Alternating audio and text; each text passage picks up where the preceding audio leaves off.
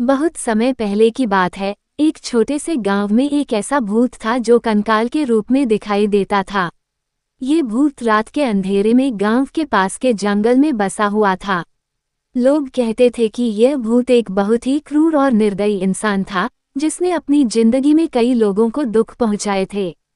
लेकिन एक दिन जब वह मर गया, उसकी आत्मा बुरी तरह से दंडित हुई और वह कंकाल के रूप में भूत बनकर लौट आया। कहा जाता था कि यह भूत रात को जंगल में चक्कर लगाता था और जो भी वहां से गुजरता उसे अपना शिकार बना लेता। वह कंकाल की तरह दिखाई देता था, जिसका चेहरा भयानक और हड्डियां नग्न होती थीं। उसकी हड्डियां खड़कती हुई आवाजें करती थीं, जो किसी भी जीवित इंसान को डर से पसीने पसीने कर देती थीं। एक दिन गांव में साहसी और निडर आदमी का आगमन हुआ।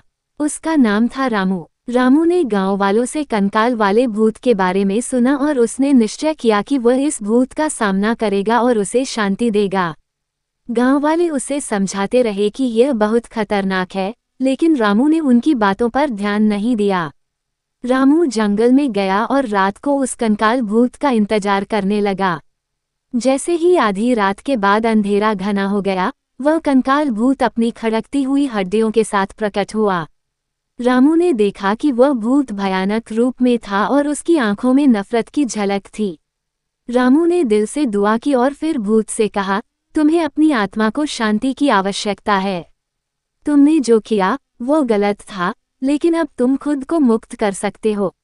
भूत रामू के सामने खड़ा होकर कुछ देर चुप रहा, फिर अचानक वह बोला, तुमने मुझे समझाया है, जो मैंने किया वो कुकृत्य था।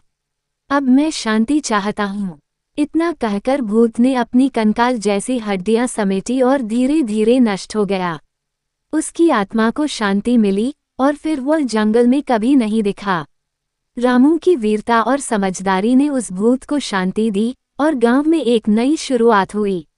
लोग अब बिना डर के जंगल में जाते थे और रामू को उनके बीच एक नायक की तरह मिला था।